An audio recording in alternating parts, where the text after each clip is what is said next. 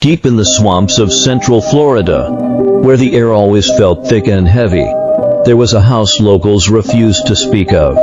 Covered in moss and slowly sinking into the muddy ground, the structure was known as the Drowned House. It had stood for over 100 years, abandoned, half-submerged, and surrounded by a silence that felt unnatural, even for the swamp.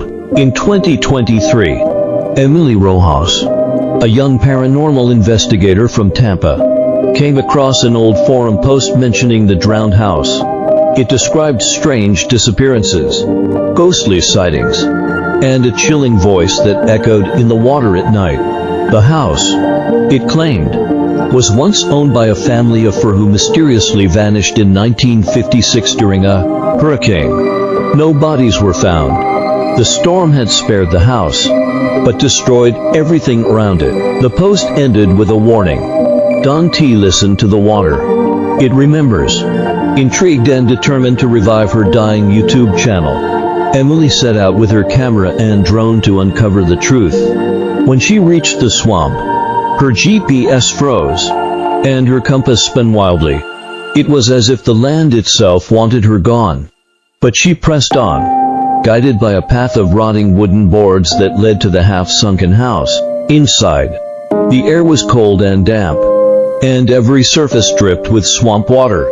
Emily noticed something strange. The floors were wet, but there had been no rain for days. Her camera started glitching, capturing strange flashes of movement behind her that she couldn't see with the naked eye. She began hearing voices, whispers at first, then crying, and eventually a woman screaming from beneath the floorboards. Emily followed the sound to what remained of the basement door. It was swollen shut with water damage, but the moment she touched it, it creaked open on its own. The basement was completely flooded, except for a small dry path leading to a mold-covered mirror leaning against the far wall.